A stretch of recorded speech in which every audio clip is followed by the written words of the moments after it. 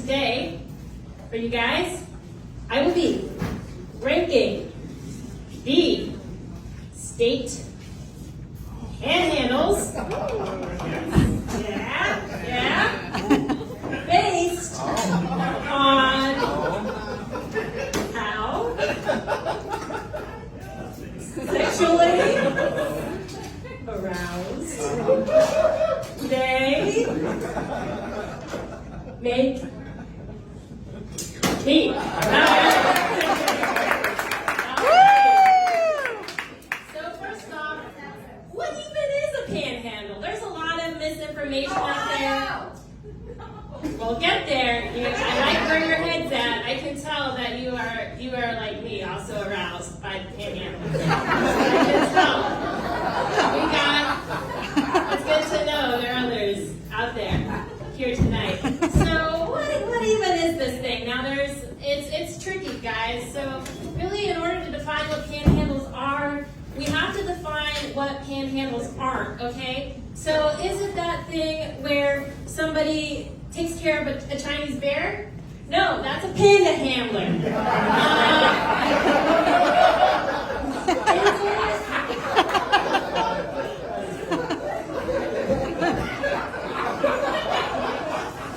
Is it that thing where at the end of season 2 of The Office, Jim kisses Pam and Pam says, no, I'm still going to marry Roy. So Jim says, okay. Then he leaves for Stanford.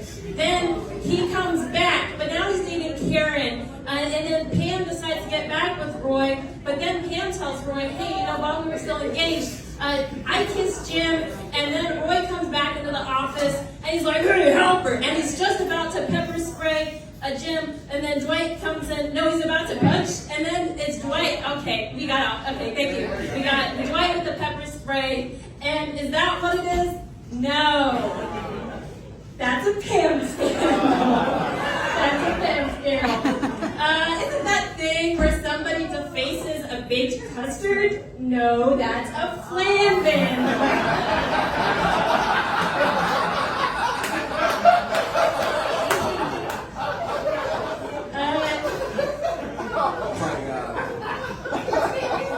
Is it that American comedic actor with impeccable fashion sense? No, that's Adam Sandler.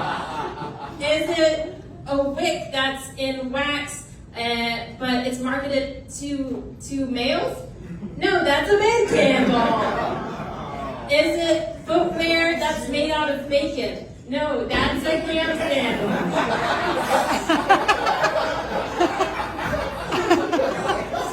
Alright. We're going to do this all night. No,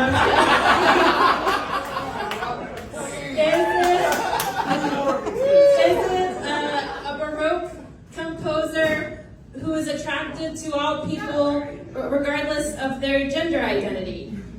No, that's a panhandle. All right. Okay, so let's go ahead and define what a panhandle is. Plural panhandles. So it is a narrow strip of territory. It's projecting from the main territory of one state and penetrating another state. So, okay, most people know about like the traditional panhandles, like maybe about Texas. That one you know about Ohio for some reason. I don't know. That's a deep cut panhandle, but we'll get to that. Some people know about Florida or whatever. But the United States is in fact home to 10 very, very sexy panhandles. And I'm going to count them down for you here tonight. All right. Coming in dead last, the Connecticut Panhandle. My intense lust and desire for panhandles cannot overcome the extreme hate I have for Connecticut. No. Boo! Boo. I'm glad you guys are on board with that. Coming in at number 9, the Maryland Panhandle. Seems like a perfectly respectable panhandle, but you might not know that in 2015, all the counties that made up the Panhandle wanted to separate from the rest of the state, become a new state called West Maryland. And this would be a state that they felt better represented their own politics and culture, which includes water sports and not letting the gays get married. So I'm going to have to ding them on that one because you guys know how much I hate jet skis.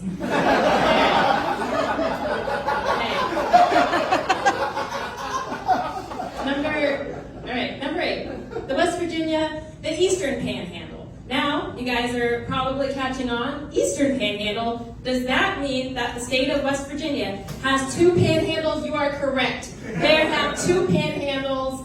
So separately, 8 and 7 for them separately, but together, the thought of being double penetrated okay, I gotta keep moving, guys. I can't. Okay. All right, I'm gonna keep it together. 6, the Nebraska Panhandle.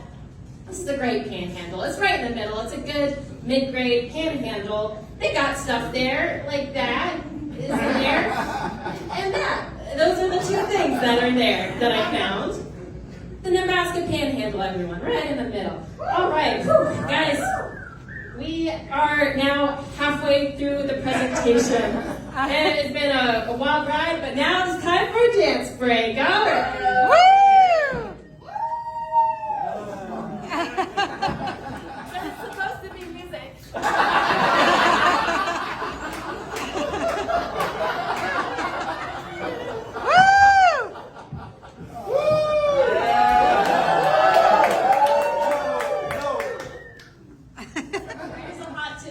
Presentation, eat 5 saltines in a row, and then it'll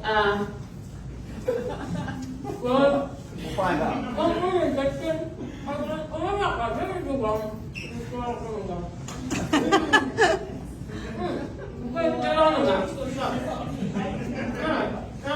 keep going. Number 5, Texas Panhandle. Yeah.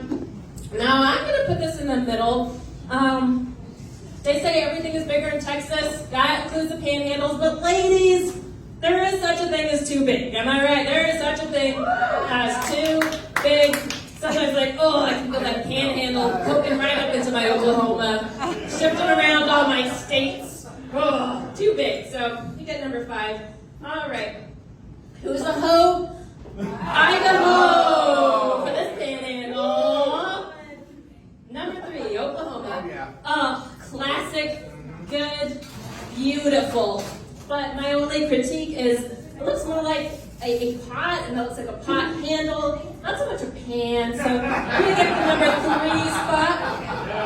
All right, Florida Panhandle. Number 2.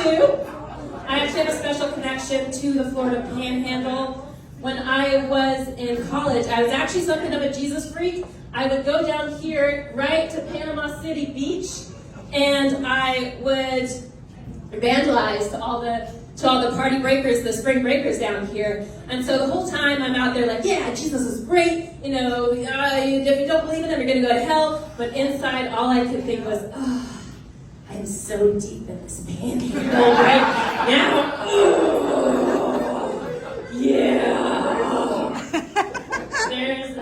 There's me.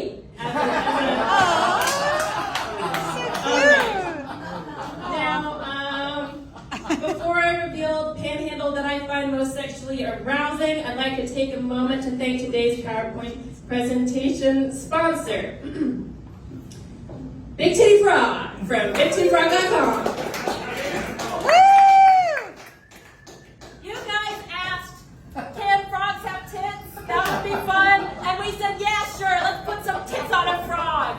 This is America. We do whatever we want.